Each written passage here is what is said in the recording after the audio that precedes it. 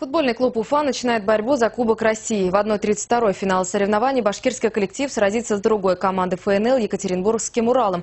Матч состоится в Уфе. Прямую трансляцию поединка смотрите на нашем телеканале 2 сентября в 18:45. Завтра футбольный клуб «Уфа» проведет очередной домашний поединок в чемпионате ФНЛ. На этот раз соперником станет команда «Химки». Несколько часов назад у башкирского коллектива завершилась предматчевая тренировка, и проходила она в спартанских условиях. Под проливным дождем футболисты вместе с тренерским штабом находились почти час.